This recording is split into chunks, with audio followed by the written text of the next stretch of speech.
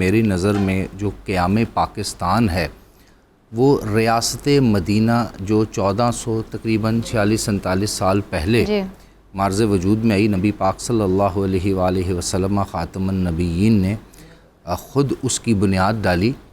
پاکستان کا بر صغیر میں بننا ریاست مدینہ کا تجدید تھا، اور آج ہم تجدید عہد وفا قیام پاکستان کے ساتھ کرنے آئے ہیں۔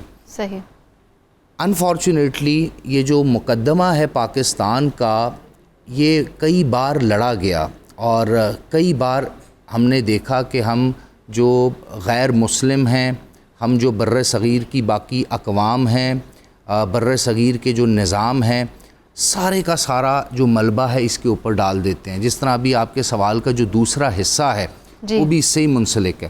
لیکن اس سے پہلے میں اقبال کا ایک شعر ضرور عرض کرنا چاہوں گا، کیونکہ آپ کے اپنے انٹروڈکشن میں کافی بار ریپیٹڈلی کاش کا ورڈ استعمال ہوا تھا، آپ نے دعائیہ اشعار کچھ پڑھے۔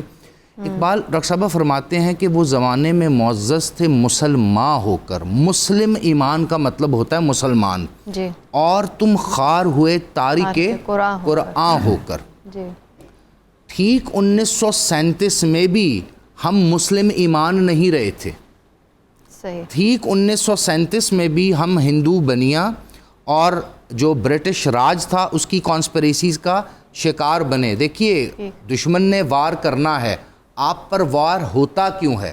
آپ کے لوپ ہولز ہوتے کیوں ہیں جس میں دشمن آتا ہے اور آپ کو کمزور کرتا ہے؟ فار ایگزامپل 1937 وہ واحد ایسا دور ہے جب آل انڈیا مسلم لیگ کو پورے کے پورے بر صغیر میں جو آپ کہتے ہیں بڑی ہی بدترین پولیٹیکل شکست ہوئی، اور جو انڈین نیشنل کانگریس ہے اس نے زیادہ سے زیادہ سیٹیں حاصل کی، یونی کیمرل سسٹم تھا، اس میں اس کی منسٹریز بن گئیں، اور اب ایسا ٹائم آیا کہ پہلی بار پچھلے 1000 سال میں ہندو کو مسلمان پر حکومت کرنے کا موقع ملا۔ اس سے پہلے 1000 سال مسلمان نے حکومت کی۔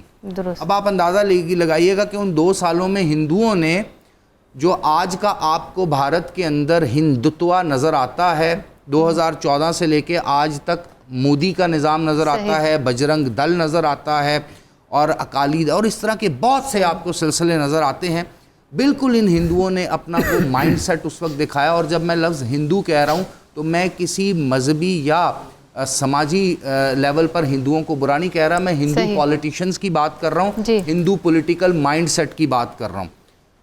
انہوں نے کیا کیا کہ جب ان کے پاس طاقت آ گئی تو مسلمانوں کا جینا تنگ کر دیا، مسلمانوں کا گلی محلے میں رہنا تنگ کر دیا، سلاٹر آف کاؤ یعنی آپ گائیں کو قربانی نہیں کر سکتے۔ آپ دیکھ لیں 1990 میں پاکستان میں بھی بائی ڈیزائن ٹیکنیکلی ایک بین لگا تھا۔ زیادہ تر لوگ جن کو 90s کا بچپن یاد ہے، گائیں بھی قربان ہوتی تھی، اب اس کے بعد سے بیل ہی قربان ہونا شروع ہو گیا۔ تو ہم بڑا ٹیکنیکل طریقے سے بھی ان کی پوری کے پورے اس جال میں پھنسے ہوئے ہیں اور پھنستے رہتے ہیں۔ بہرحال اس وقت ان کے پاس طاقت تھی تو انہوں نے اوپنلی یہ کام کیا۔ مسجدوں میں جب اذانیں ہوتی تھی تو یہ ڈھول باجے بجانا شروع ہو جاتے تھے۔ مسلمان خواتین کو زبردستی سکھ اور ہندو جو لوگ ہیں یا مرد ہیں ان سے شادی پہ مطلب بضد ہوتے تھے کہ ان سے ہی ان کی شادی ہوگی۔ مسلمان کوئی پراپر بزنس نہیں کر سکتے تھے، کوئی پراپر برانڈ اس طرح سے رجسٹرڈ نہیں کر سکتے تھے، یہاں تک کہ مسلمانوں کے جو تعلیمی، مذہبی اور سیاسی معاملات تھے وہ بھی ٹوٹلی ان کے کنٹرول میں آ گئے۔ اور یہی ہوا جب 22 دسمبر 1939 کو کانگریس منسٹریز ڈیزالو ہوتی ہیں تو قائد اعظم نے پہلی دفعہ خوشی کے ساتھ اپنی 30 سالہ پولیٹیکل موومنٹ میں یوم نجات کا لفظ استعمال کیا، اور اس دن کو پراپر سیلیبریٹ بھی کیا گیا۔